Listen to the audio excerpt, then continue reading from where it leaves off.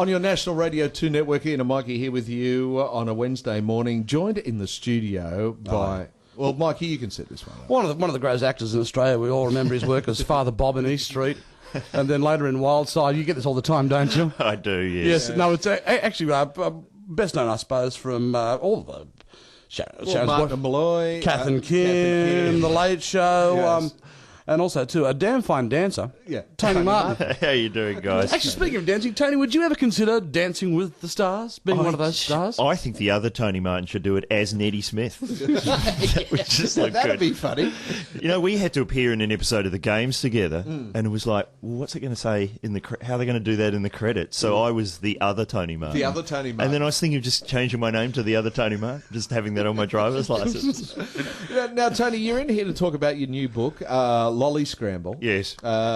But we're not going to talk about that right now. Don't do that. No. I'd just like to know, I mean, you still work on the radio every once in a while? Yeah, I do a bit of filling in work. Yeah. And I've when Mick Malloy's off making one of his films, he's doing Macbeth at the moment. Well, this is. I thought, oh, Macbeth, ripe for a comedy, but it's not really a comedy. No, is it's it? like it's the proper Shakespearean language, but it's set in the modern Melbourne underworld. It's the guy who did Romper Stomper, and he's got Which suburb? I think it's all set in the casino. Oh, really? That's a great idea. Well, it's going to be pretty... Mick Malloy says it's the most violent film ever made in Australia, and they don't think they'll be able to release it. But Macbeth tends to be a bit that way. Yeah, I mean, he was the last person to have a go at filming Macbeth was Kurosawa, and he didn't mind a bucket of blood. No, it was called Throne of Blood. Throne of That Blood. was what it was called. Actually, because when I first said to you, what's Malloy up to? You said he's doing Macbeth. I thought, oh, it's Mick Malloy, it's Macbeth. With a packet of Winnie Blues in one hand, standing out the front of Dunsinane going, I wish we could smoke inside. I mean, you've worked on a few different movies. You know, the Australian movie scene, is it a hard thing to actually get a movie going? Oh, me and Mick have both done the foolish thing of putting our own money into it. And it does, what the great thing is, you can never have someone come to you and say, you know, we're the investors, because you go, yeah, we're the investors as well. Yeah. But you never see that money again. Yeah. We've both lost 300 grand. And More than I paid for my house. the worst thing about being like on the set and being an investor, I suppose to be looking at the extras going, he's going back to the buffet. Yeah, that's right. It's Only one serving. Or it's like, oh, you third cop from the right, you want to put the roll back?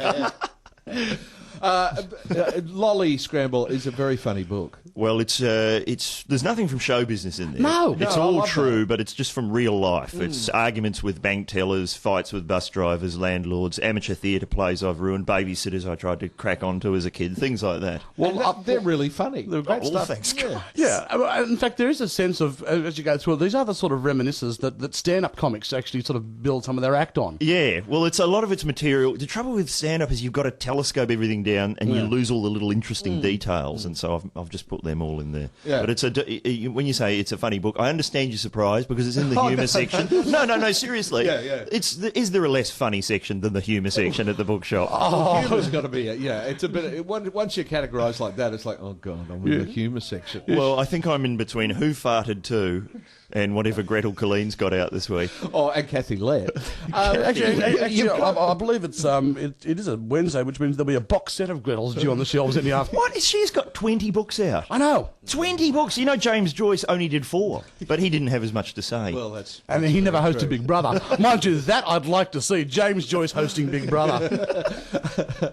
But you know, it must be incredibly hard sitting down and writing these stories because did you think, oh, I'm just going to write a book full of anecdotes? No, Or- it wasn't ever going to be a book. It was just I'd been using the anecdotes in a fictional novel, and that was just a disaster. Because when you use true stuff, it's not as funny when you know... You know what I'm saying? Yeah, when you yeah. know that it really happened, it's funnier. So I just wrote one of them as a writing exercise and then wrote one more, and then suddenly it was a book. And how many of these stories are true? It's all absolutely true, Yeah. but I've changed the names. I've telescoped a few things. Like there's a few things that are... The thing about the telethon, that was like Yeah, 2 visits yeah, to a telethon. I made it 1. Yeah. But I haven't made up any...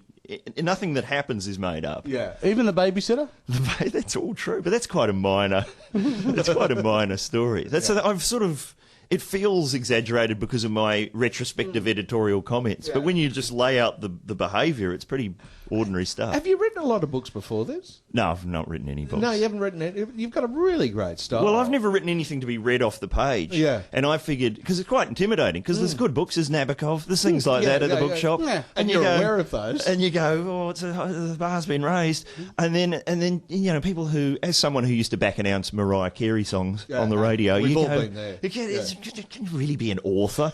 And then I remember I was walking down the street one day, and in the window of the bookshop was the woman who did the bum dance on Big Brother, had a book out. And I figured, well, if she can be an author, I can do that. I can do that. Actually, not just out, but shortlisted for a Booker. Really? Which was, yes, Sarah Marie there. It was between her, Selman Rushdie and Martin Amos. Oh, Kazuo Ishiguro does a great bum dance, doesn't he? He can bung it on. But it's that great turn of phrase. Right at the start, you actually talk about, I think it's a light switch or something. Oh, You're mucking about with a light switch. And you actually set up the mindset of a 7-year-old, which I've got to say is 99.9% of all radio dancers sits as well Right. too. But that idea of, halfway between, you can actually put the entire suburb off power. But I can remember really vividly stuff from when I was a kid that is completely unimportant. I can remember all the Terence Hill, Bud Spencer films. Oh, right. They were great movies. They were great. I Am for the Hippopotamus. That must have lost something in translation. What an unusual title. Yeah, but to make a broad, tossy comment, that ability to actually remember that the minutiae of childhood is something that serves you as a comic later on. Most people who work in comedy can do that. You get comedians together. You have endless discussions about movies and lollies. You have. Oh, you remember the Superbug movies? They were the cheaper Hong Kong remake of the Herbie films, and he was yellow. And the thing is, other comedians actually get excited about that stuff. It's a pathetic sight. I know, Comedians I know. talking. Oh, yes, I once toured with a comedian who took his Shintaro posters on the road with him. Oh, And at every hotel, he'd have to put his Shintaro posters. That was quite sad. Actually, you're talking about, your grandmother saying anything you did would cause fire. Yes. My mother's version of that was if you looked at anything that was vaguely edible and then went swimming within that month, you would get cramp and drown. That's true. She lived in total fear of us all getting cramp and drowning. But do you remember sitting there and waiting exactly for an hour? And going, in 20 seconds we can have a swim. It was like a scientific fact that it was 1 hour, apparently. Were you ever told this one, that the white part of the watermelon was poisonous? No. They messed with your head. They really... Is it, though? Do you know? Did you confirm that? Yes, kids, if you're out there listening... Hey, that's a potential segment. Now, Tony, is this the beginning? I don't know. I've just got to see how it goes because but if in 6 months' time it's not on tables out the front of the bookshop with a tarpaulin over in the rain with the Sarah Marie Fidel book, then I might write another one. I think it's great. I think you're onto something here. Well, it could be. I don't know. It's one of those. It's tense for me because I know all the people who are in the book, and so I'm just wondering. So have you had any feedback from them? No, because it's only been out 2 weeks and most of the people are in New Zealand and there's going to be trouble. I've had to change all the names in the book. But they'll know. But there's a guy called James Bond who I went to school with and obviously the jokes weren't going to work if I changed his name. And Mick Malloy's just every day goes, mate, you are going to be taken to the cleaners by James Bond. He's going to have you on toast. And I'm going, well, if that happens... I will change my name to Ernst Blofeld for the case, just because it'll just read really well in the paper. That's right, Bond versus Blofeld. There you go. And I'll have a white cat in the Who's box. representing Mr. Blofeld? You talk about seeing your book on the remainder table. I've always wanted to release a book called Now for $2.95. Oh, just to say that. Now, reduced to clear. Reduced to Clear by Mikey Robins.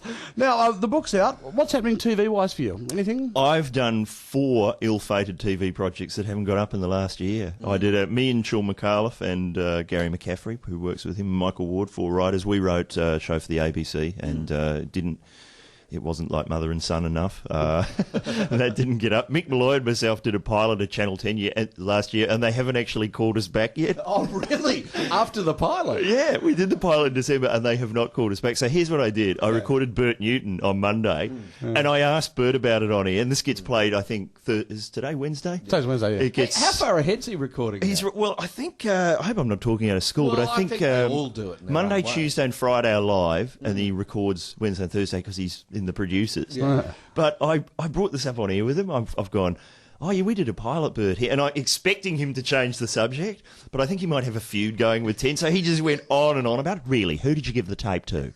I said hot dogs was my answer. And he goes, he's going, right, well, you should have heard back by mid-January. I'll get on to this. Who else was in it?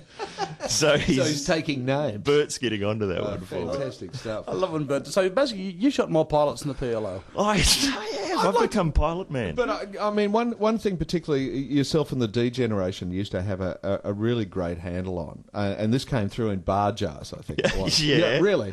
Was that being able to mine that old televisual style that's gone out the window and make it fresh again. And there's a big market for that stuff. Well, it's funny you say that because I get so many. The most thing I get asked about is when is Bar Jars coming out on DVD? Yeah, and it must be. The olden days as well. And the ABC seem to think that there's no market for it. But have you seen what? There's like about 700 Ian Parmenter DVDs. Yeah, no. There's 800 train journeys. Ruth Cracknell's speed camera footage is on DVD. Well, they probably can't afford the residuals with you guys. That's why they haven't released it. I think that's actually it because we don't get any money from that because it all goes to the original actors who were in Rush. So John Waters would be getting your check. He's Lucky Grills is doing very well off Bar Jars. Hey, well, what you should do then is just take Ian Parmenter DVDs and revoice them. Make him have to be on acid. Could that be done? Tony Martin, the book is called Lolly Scramble, a very good read, a memoir of little consequence. I like that as well. That's it. That's very accurate. A pleasure seeing you, man. Well, thanks, guys. And I worked with Ian Rogerson here in 1987. I know, it's frightening, isn't it? How much younger were we? Remember that? You could do a segment on radio and throw to Kajagoogoo. Those were the days. No. Hey, look, it's Hey, not mate, that far away. Don't push it. The secret sound was a new idea. It was, in fact, too bold for radio in 1987. It was before everybody started saying the new. Oh, that's right. Don't forget, folks, stick around because later on we're going to be beating the bomb. That's right. Or Battle of the Sexes. Have we got that coming up? Whenever you want to come and have a play, I'd love to. You're welcome in. This is a great show.